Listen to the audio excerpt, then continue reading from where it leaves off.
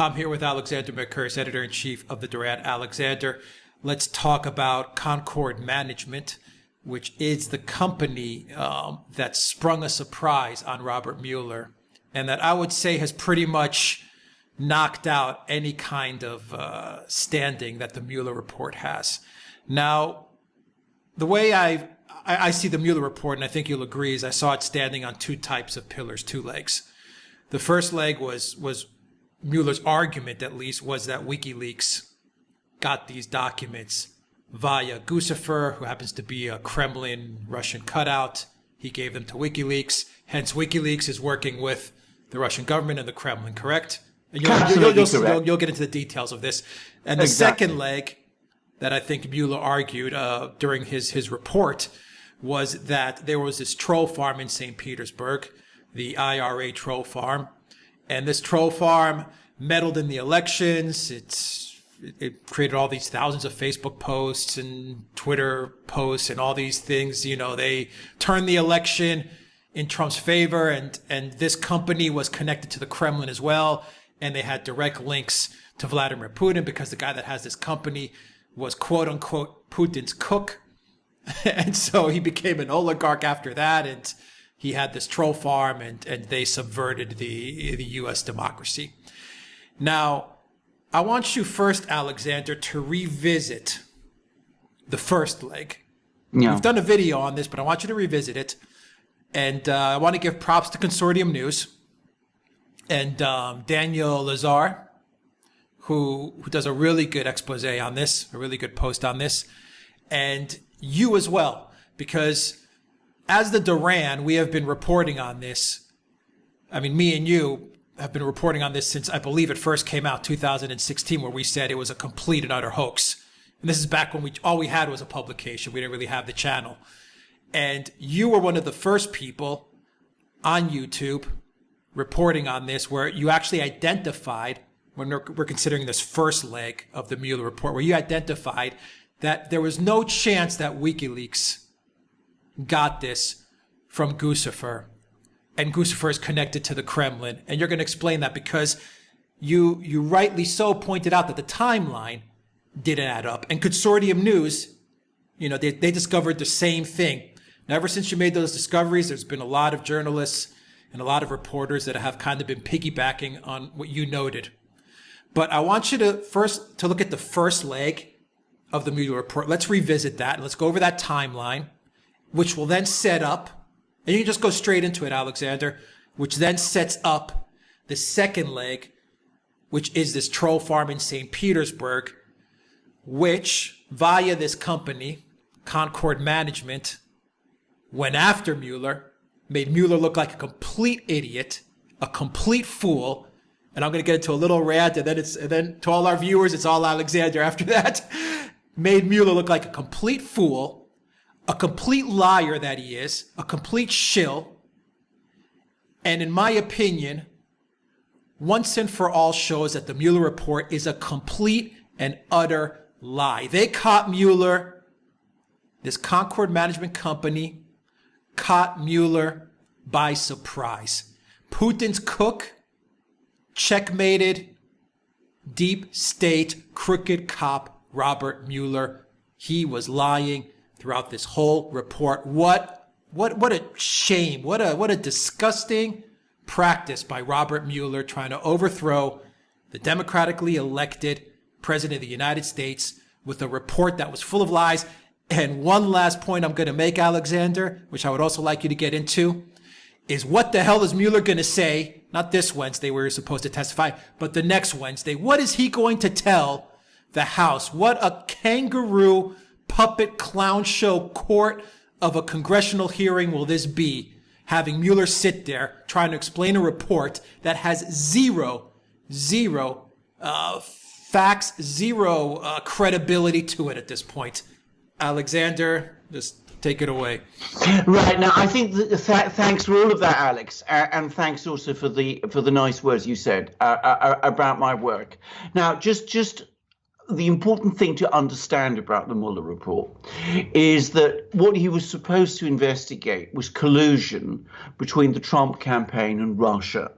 But of course, for there to have been collusion, there had to be interference, Russian meddling in the 2016 US presidential election. Now, Mueller decided, he reported that there was no collusion between the Trump campaign and the Russians. That's one of the key findings of his report. But the one thing he did do, and the one thing that has become the orthodoxy now in the United States, is he said that there was Russian meddling in that election. And as you rightly said, that Russian meddling has two pillars. One pillar was this leak, this alleged leak by the Russians via WikiLeaks of the DNC and Podesta emails that they supposedly stole after they hacked the DNC computers. That's the one limb of this story.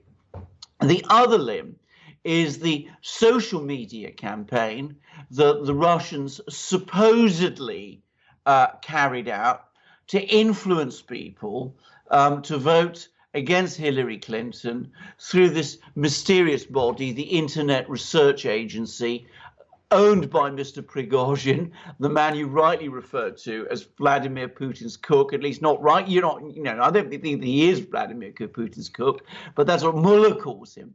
And which supposedly had this huge influence on the election. Now, I've discussed, as you rightly say, this whole story about the first limb of this thing, this business of the Russians having provided WikiLeaks with the emails that they obtained through the hacking of the computers many times. And we recently did a video on it. But I will summarize it very briefly. Firstly, on the 12th of June 2016, Julian Assange says that he has data that he's going to publish involving Hillary Clinton. Some days later, this mysterious entity, which Mueller says is a Kremlin-related entity, Guccifer, comes along and says that they've got this data. This is after Julian Assange has spoken. June 15th. Yeah, June 15th. Got it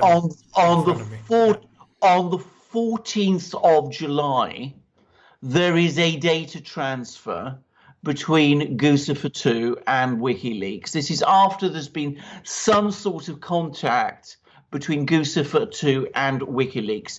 But it is here extremely important to stress that Mueller has no evidence of any contacts between WikiLeaks and Guccifer before the 15th of June, which is the date you said, and no evidence of any contact between WikiLeaks and the Russians before Julian Assange gives his comments on the 12th of June. So they got no evidence. June 22nd, supposedly Guccifer and WikiLeaks established contact, supposedly. That's right, exactly. And then on the 14th of July, there is this data transfer. This is over a month after Julian Assange has already said that he is in possession of this data, but there is a data transfer of some kind on the 14th of July. Now, in an indictment and in his report, Mueller insinuates that this data transfer that took place on the 14th of July is the emails, is the DNC and Podesta emails. But it's important to say that Mueller doesn't actually say that. And then WikiLeaks, in fact, publishes those emails on the 22nd of July, which is 8 days after that data transfer from Christoforou. Now, the point I've made is that none of this makes any kind of sense. It beggars belief that Julian Assange would give an interview in which he says that he has all this data before he actually did have this data. I mean, that's on the 12th of June. And at a time when, as I said, when he's had no contact with Christoforou, no contact with anyone from Russia. The data transfer that takes place on the 14th of July, Mueller cannot prove that it is the DNC and Podesta emails. And if you read his report very carefully, and if you read his indictment very carefully, he doesn't actually say it was the emails. He sort of implies, he makes you think that it is. And it is inconceivable that an agency, an organization like WikiLeaks, which is known for the extreme care it takes in vetting the information it receives, would rush out publication just 8 days later on the 22nd of July. So the timeline doesn't make sense. And as I've also pointed out, and we discussed this most recently in our video, if you go to Mueller's report, I think it's on page 41, there is this one sentence in that report in which Mueller admits that the emails, the DNC and Podesta emails, might not have reached WikiLeaks via a data transfer from Christoforou at all, but might have been provided physically by a courier. And that admission in the report contained in one single sentence, it seems to me, undermines this whole theory of Christoforou providing the emails, already rendered implausible by the timeline, and exposes it just as a theory and not even a plausible theory. So there we have it. There really isn't a case. There really isn't a case that WikiLeaks got the DNC and Podesta emails from Christoforou or by an electronic transfer or ultimately from the Russians. It is all just a theory based purely on supposition. And the timeline and Mueller's own admission that it might have been an actual courier contradicts it, as of course does what WikiLeaks, who are in a position to know, have said. So that's the one limb. And you were one of the first people to spot that line. Well, indeed. On page 40, I think it is page 41. Exactly. It's very hard to spot that one and it's literally one single sentence. One single sentence, and as I said, written in a curious sort of way.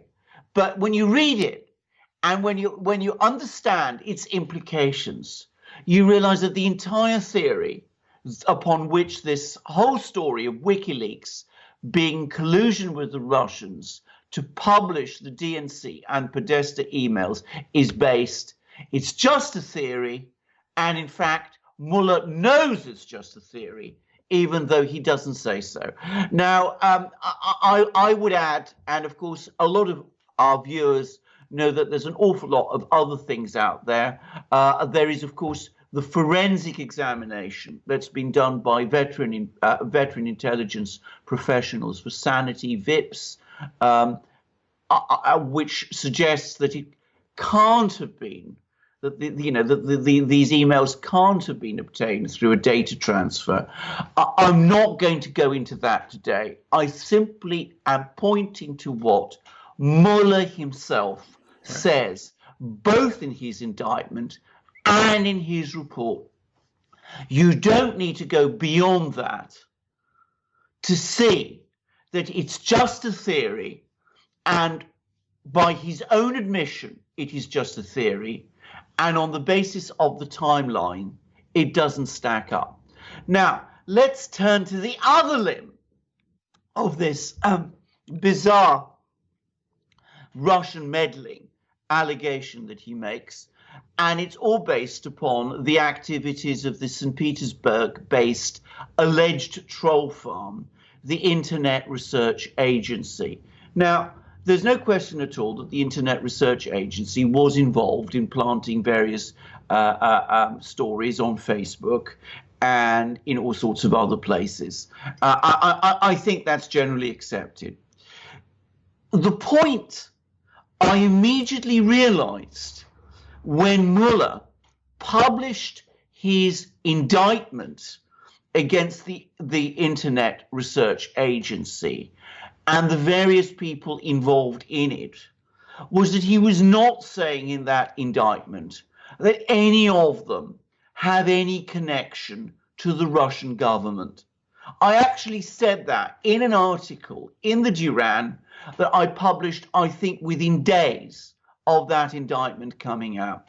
And in fact, all these stories about Prigozhin, the Internet Research Agency's lawyer, being Putin's cook, are complete nonsense. Apparently, he arranged a meal for Putin on one occasion, but he's not a cook. He's a person who runs a catering company, amongst lots of other business activities. So we can forget all of that. He's got no very strong connection to Putin. The Internet Research Agency is a private company. It is not connected to the Russian government. And in his indictment, Mueller admitted, or rather didn't say that it was. He didn't say that it was. And frankly, if you look at the sum total of what this Internet Research Agency did on Facebook, on Twitter, in all sorts of other places, it was microscopic. It amounted supposedly to a couple of tens of thousands of dollars worth of ads. It is simply inconceivable that it could have had any influence on the outcome of the election at all. Now, what has happened is that Mueller published this extraordinary indictment on the assumption that the Internet Research Agency and Mr. Prigozhin and his various companies would not defend it because they're all based in Russia, and indictments. Mueller was under the making the assumption that the Russians would never respond to an indictment. What in fact happened is that Prigozhin commissioned one of his companies, which is Concord Management and Consulting, which is connected to the Internet Research Agency, to come along, instruct lawyers, and challenge the indictment. And they've not only challenged the indictment, they've demanded disclosure of all the evidence upon which that indictment is based. Now, bear in mind that in a criminal case, it's a fundamental principle of criminal law that the defendant is supposed to see the evidence of the case upon which the case against him is based. Discovery, correct? It's discovery. That there has to be proper discovery. Now, of course, Mueller doesn't want any discovery because he never expected that he'd have to make discovery. Oh my so God. He is resisting discovery. But for me, the really fascinating thing is that the judge who is now dealing with the case, who is Judge Dabney Friedrich, has now gone a whole step further.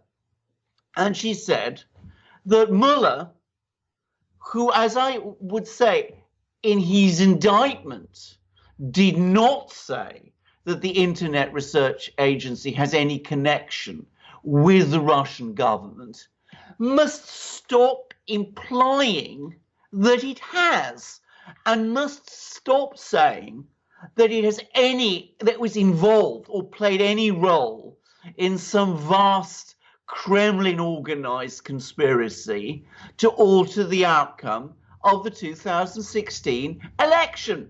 Because she says, all this being disputed, it is unfair of Mueller to go on saying that when he didn't even say that in his indictment. Now, the reason she's made that point is that though Mueller does not claim that the Internet Research Agency is involved with the Russian government in his indictment, he did sort of imply it in his report. And of course, it's that report which is the source of all the trouble. So what we're going to have... And in his leaks, and can you say in all the leaks to the media? Well, of course, I mean, in the guidance to the media that he Right. has undoubtedly been giving, because I want to come back to something else about that. I'm glad you raised that, because, of course, the mythology of the Mueller investigation is that Mueller did not allow any leaks to take place to the media. In reality, I have absolutely no doubt about this whatsoever. Mueller has been involved, speaking with journalists all the time, throughout the time when his investigation was underway, and has been steering them in the direction of the things he was investigating. The one thing he asked them to do, and which they agreed not to do, was to say that he was actually himself providing them with that information. So there's no question at all that there was a very sophisticated news management exercise going on. So, yes, you're absolutely right.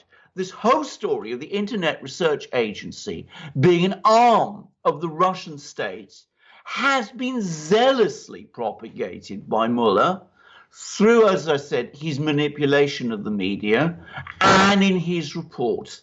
And now the judge in the case has told him to stop doing it, because clearly, and I'm assuming the judge has actually had sight of some of the evidence, he has no evidence to support that claim, which is not made in his indictment. So Mueller will come along to the House Intelligence Committee in 10 days' time, and he will not be in a position to say that the Internet Research Agency is a tool of the Russian government, or that the Russian government, or that the Russian state ran an influence campaign on social media.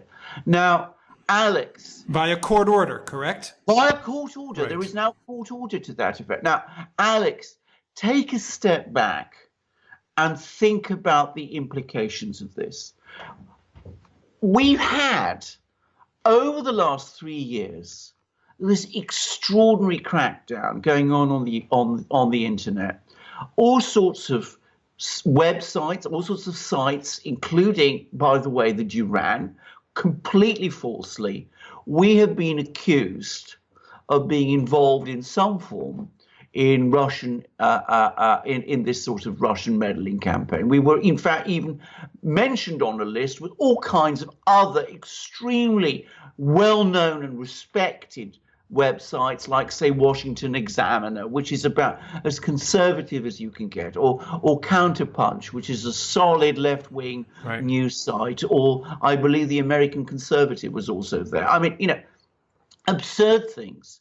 There's been this massive pressure on the big technology giants to clamp down on fake news as it's defined. The insinuation being that fake news is something that originates from Russia and is part of some sort of Russian disinformation campaign. We've seen restrictions imposed by Facebook. We've seen problems, and we've all experienced these problems with YouTube. Yeah. And we now have a court order in effect saying none of that is true. There was no great Russian state disinformation campaign being run through social media. At least what the judge is saying is, Mr. Mueller, stop saying that.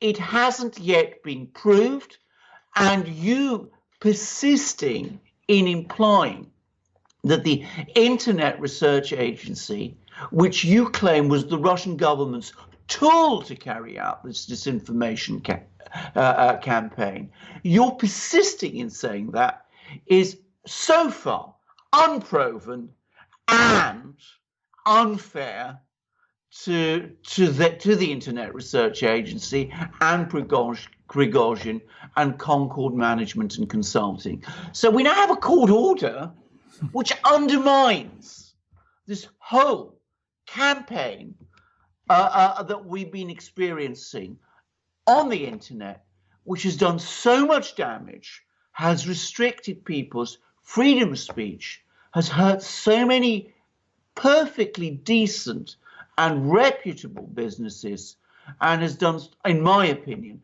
so much harm to the freedom of the internet as it had formerly existed. So this entire crackdown on alternative sources of news and information is all based on a Robert Mueller lie. Well, it would seem he's the disinformation, not us, not Counterpunch, not Zero Hedge, not all these sites on all these various lists, which have been, gathered and curated by liberal left media groups. No. Well, he did, absolutely. It's Robert Mueller. He's the one that started this lie. He's the one that started this disinformation campaign. Well, in fairness to him, it actually began, if I may say so, in the autumn of 2016, before he was appointed. But with that indictment and with his report, he has massively inflated this whole story of an influence campaign by the Russians through social media, which, as I have said, has wreaked total havoc on social media. He fans the flames in a big way. Flames in an enormous way. If he'd come along and said the truth and said what had actually happened, which is there's no evidence of Russian government involvement in the Internet Research Agency. Whatever the Internet Research Agency was doing, it was insignificant, and it cannot have influenced the presidential election in any significant way, which, remember, that was his job. He was supposed to establish the truth behind these things. Then, as I said, we would have been spared this awful nightmare, which, as I think you so vividly said in one of our earlier videos, has in effect destroyed the internet as we once knew it. He got outsmarted. He got checkmated by Prigozhin and Concord Management, Putin's cook, because Robert Mueller thought he was being this smart guy who was going to indict this faraway social media marketing company. That's what the IRA does. They're a social media marketing company. If you want to call them trolls, social media trolls, fine. They create posts. They get people to like and interact with those posts, and they create a database in order to market towards, to pass along to other companies. They're a social media marketing company based out of St. Petersburg. But Mueller thought that he was going to be able to create this whole narrative and connect Prigozhin to Putin, because anyone who's Russian is obviously connected to Putin. That's just, common knowledge at this point. Anyone who's Russian and does something bad is connected to Putin. Exactly. It's axiomatic. And I'm glad you made this point about the Internet Research Agency. If you actually look at what it was doing, some of those posts, which are supposed to be evidence of a Russian meddling in favor of Donald Trump, were actually backing Hillary Clinton. And most of them, the vast majority of them, had no connection with the 2016 election at all. And quite a lot of them, in fact, I seem to remember even the majority of them, were actually published after the election. So, the whole thing was just complete nonsense. Prigozhin completely outsmarted him. Outsmarted him. Let me read you a sentence that Andrew McCarthy said. And this shows how sneaky Mueller is, because when Prigozhin and Concord Management said, okay, let's go to Discovery and see what you got, knowing that he doesn't have anything, Andrew McCarthy says this. he said that Mueller was so blindsided that he requested a delay on the grounds that, quote, the defendant has not been properly served, notwithstanding that the defendant has shown up in court and asked to be arraigned. So Mueller is so sneaky that he's saying, oh, no, we can't move forward with this. Correct me if I'm wrong. We can't move forward with this because we haven't served him. We haven't served these guys in St. Petersburg. Well, that's and then right. They show up. I know. I mean, it's nuts. And may I just add, Andrew McCarthy, by the way, is a former federal prosecutor and an exceptional, outstanding lawyer. And for people who want to understand the legal machinations around Mueller, I mean, his articles on National Review are outstanding reading, are essential reading. I say that even though his views on many aspects of Russiagate differ radically from my own. But if you want to understand the legalities of this thing, you do really need to read and be aware of the things Andrew McCarthy is saying. And he's absolutely right. I mean, it's absolute nonsense. He thought he was not going to show up in court, but he goes and actually shows up. Shows up, exactly. I mean, and as I said, he was what a clown show. Completely blindsided. I mean, he clearly doesn't know what to do. And the big question now is what's going to happen with this indictment. What's he going to say? He can't say anything now, Mueller. What's he going to say? He's already, I think, checkmated in terms of what he's going to say to the House Intelligence Committee, because realistically, he's now under a court order not to talk about this great Kremlin conspiracy, social media Hence conspiracy. The 1 week delay. Exactly. Well, I think that's right. Carried out through the Internet Research Agency. But as I said, if he's not prepared to provide the evidence upon which his indictment is based to the defendant, then frankly, I ask the question, how can that indictment stand? Surely it has to be dropped. Yeah. They have to rethink everything now, the Democrats and Mueller. That's why they need the week, because now they have to redo all the questions and set up the whole, show that they were going to put on. They have to redo everything, rewrite the entire script now because of this one judgment. That's what I think. Exactly. I think you're absolutely right. And I think that is the reason for this adjournment. And as I said, just think of the implications of this, because one of the things that's been so interesting for me about Russiagate is that as it's become, at least to me, increasingly clear that the collusion case obviously doesn't stick, and even Mueller was obliged to admit that, as it's also become clear that the claim that the Russians meddled through the DNC by getting WikiLeaks to publish the DNC and Podesta leaks has looked increasingly wobbly. The major emphasis has moved onto the social media campaign, and here I would say I think there was also partly an agenda by some people to crack down on social media anyway, because of the way in which they were concerned that social media was basically challenging the position of mainstream media, which is, of course, bad for mainstream media, but it's also very bad for the Democrats, with whom mainstream media is closely connected. So, but if that now collapses, what's left? Yeah, they blame the alternative media for electing Trump, and so this was the perfect excuse to crack down on the alternative media. Well, that's right. And Mueller gave it to them. Exactly. Exactly.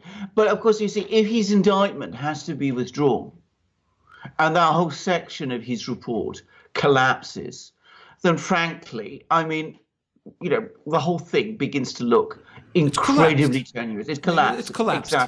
Exactly.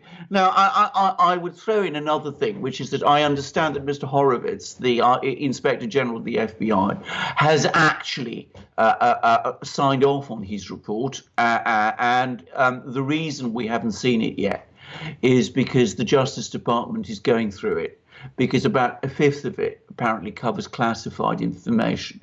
but the word out is that when it appears, it's going to be incendiary and may very well lead to charges against all sorts of people. Good.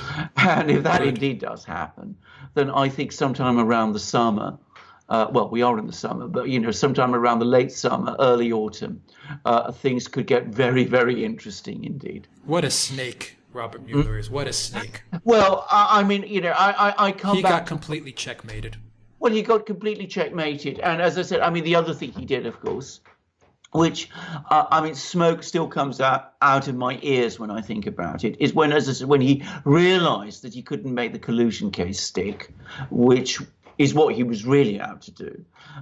He tried to shift the whole thing onto this obstruction case, which, as I said, legally speaking, is nonsense. It's complete nonsense. I mean, there was no crime to be there was no crime and no action to obstruct, no actual action taken to obstruct the investigation of that non-existent crime. And yet again, just as he's insinuated that the Internet Research Agency is connected to the Russian government, when, as I said, his indictment doesn't say that. And just as he's insinuated that WikiLeaks got the DNC and Podesta emails via Guccifer, when his own report admits that they might have got it through a completely different way, not involving the Russians at all. So he has insinuated in his report that there might be an obstruction case when there obviously isn't one. And, you called him sneaky. Well, I'm a very polite man. I could think of a stronger word, but I'm not going to use it. You know what my prediction is? And maybe I'm wrong. We'll find out in 10 days. I think they're going to downplay. They're going to try to, downplay this whole testimony. They said, let's give it a week. Let's delay it another week. Let's, tell the media, let's call CNN, MSNBC, all our media shows, then let's call them off this testimony, not hype it up anymore. Yes. Downplay it because they really have nothing now. I think Mueller's going to even tell Nadler and these guys, I can't, what do you want me to say at this point? Well, as you can tell, I can't say anything. My hands are completely tied. Exactly. And they're going to try to, throw this down the memory hole and shift to immigration and border walls and God knows what else they're screaming about at this point. Well, exactly. And I mean, if you look at the current battle between the Democrats, between Kamala Harris and Joe Biden and all the rest, it seems that they're already starting to move away from talking about Russiagate. But having said that, I have to say to them, it's too late to do that. They spent 3 years talking about almost nothing else. If we see the final nail in the coffin of Russiagate before very long, especially if their charges, if the reports of charges turn out to be true, and we've talked about this many times, and about the things that were done to Papadopoulos, the things that were done to Carter Page, the things that were done to many people. If it turns out that there really are charges, then this is going to blow up in the Democrats' face in the most spectacular fashion, just as the Democratic Party primaries really get underway. And I wonder what the effect of that is going to be. And they destroyed the internet on top of it. Oh, and they destroyed the internet. And they destroyed the internet on top of it, absolutely. Absolutely. Shameful. Just completely shameful and sneaky. And I'm so glad that this Concord management and Prigozhin, I'm so happy that this guy had the balls to call Mueller out on his bluff. And that's what he did. Yes, he literally called him out on his bluff.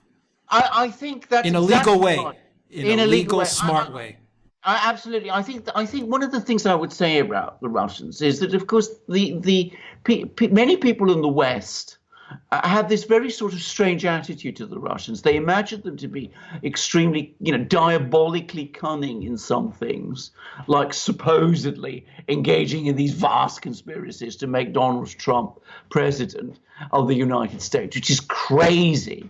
And they, at the same time, consistently underestimate them in others. the idea that Prigozhin, who has built up a substantial and successful business in Russia, is not himself a very clever man, and a man with, frankly, a lot of, courage, the moral courage that's needed to create a business, and that he doesn't know how to get excellent legal advice and to appoint the right sort of lawyers to bring this sort of case. And all that is crazy. I mean, that's just so wrong and so misplaced. But that they consistently make that mistake. They always underestimate. I completely agree. It's such a good point, Alexander, because what Prigozhin shows us is that all these guys like Mueller, you just can't go slandering and defaming anybody you want without any repercussions at all. And that's what these guys think. They can just say whatever they want. Do whatever they want to do, and there are no consequences. Lie to their heart's content. And he showed them in a legal, using the law. The right way. He used the law the right way, and he exposed this guy. He exposed Robert Mueller, the former FBI head. He exposed him for the sneaky, cheating liar that he is. Well, exactly. I mean, the point is, of course, that, Mueller and far too many people in the US, they write about people like Prigozhin as if they're not real people, that they're almost cartoon characters, cartoon villains. They are not that. They are real people. Prigozhin, whatever he is a clever man. And he's a man with guts and intelligence. And he understands how to get legal advice. And he understands how to put that legal advice into effect. And I'm going to say something else, by the way. Another person who deserves credit in this is the Judge Dabney Friedrich. And of course, we do see that the American justice system does have real and good lawyers in it. It does work. Absolutely. Well, not always, and not all the time. In this case, it did. But sometimes, well, more often than not, if approached in the right way, it does. And I hope this emboldens, and we'll leave it at this, and I want your thoughts. I hope this emboldens Carter Page, Flynn, Papadopoulos, Roger Stone, all these people that have felt the wrath of Mueller. Well, I hope this emboldens them to also say, you know what, this guy is not untouchable. No. And the legal system can work, in our favor, so that we can clear our names. Because guys like Carter Page, and I think of Carter Page, have been also just completely destroyed by Mueller's lies. Completely destroyed. Completely. Well, of course, we talked about how he treats Russians as cartoon characters. He doesn't, frankly, seem to have much time for certain Americans either. Awful things have been said about Carter Page. Call him a spy. They call him a spy, a traitor. Awful things have been said about Papadopoulos. And to my deep regret, I was influenced by some of those things. I've apologized for it. And of course, those people are real people again. And Roger Stone is already fighting back through the courts. It seems that Carter Page is definitely thinking of doing so. And so is Papadopoulos. And, I suspect that before very long, we're going to see a whole run of cases. Absolutely. Alexander Mercouris, Editor-in-Chief of the Duran. Thank you very much. Guys, if you like this video, click on the subscribe button down below. Click on the notifications bell to make sure you get notifications every time we push out a new video. Please donate to us on PayPal, Patreon, and Subscribestar. That really helps this channel out a lot. And you can get an audio copy of this video. Follow us on iTunes and on Soundcloud as well. And Alexander, we also have a lot of great merchandise on the Duran shop. That also helps this channel out a lot when you purchase magic mugs, which will help you make sense of this entire Russiagate hoax, which has now been completely debunked. And you can also get really cool polo shirts like the blue polo that Alexander is wearing with the gold double-headed eagle. With the gold double-headed eagle. So there you see the gold double-headed eagle there on my magnificent polo shirt, and you see the same gold double-headed eagle on my wonderful mug, from which I am currently drinking one of my favorite teas, one of the most famous teas everybody's heard of, Earl Grey.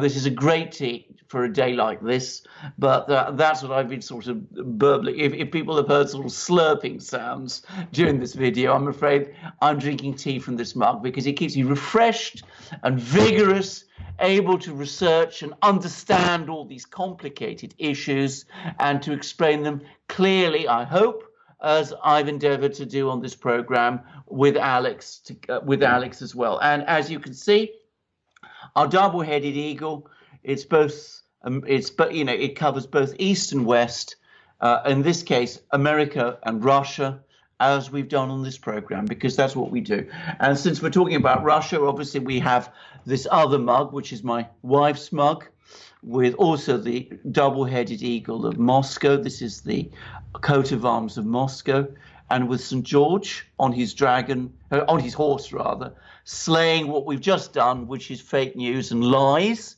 which is what the Duran is all about. And we've got lots of other lovely mugs. I'm getting some shortly, I hope. Yep. One of them with another double-headed eagle on it, which is the Russian state symbol as it appears on Putin's mug. And apparently not just on his mug, apparently all the sort of all the sort of tableware that he eats and drinks from in the Kremlin and in his residence at Novogoryovo, which belongs all this material which belongs to the Kremlin. It's marked with it. So if you want to drink from a mug with that same symbol as the one that Putin has, you can buy it from our shop. And at the same time, you can also buy wonderful polo shirts like this one. I've already got three, I think, and I'm shortly going to get more. And they are fantastic shirts. They really are. They fit beautifully. They are wonderful to wear. They're 100% cotton, so they're really good quality. I've already discussed the embroidered logo there. They look smart. My wife loves seeing me in them. You can wear them casually. You can wear them to social events, as I've described on other videos, at stately homes and at parties and other places that I've been to, with my dogs and without my dogs. And do yourself get yourself a great thing, a great shirt by buying one of these shirts and one of these mugs, and help the Duran also, so we can give you more help and more videos like this one. Yeah, we should get a mug with St. George slaying the Mueller fake news dragon. Oh, well, indeed. Mueller's mug there with St. George. Well, there you go. Come to think of it, it looks quite a lot like Mueller if you look at it. But there you go. All right, Alexander Mercouris, editor-in-chief of the Duran. Thank you very much. Until next time, everybody, take care. Yeah.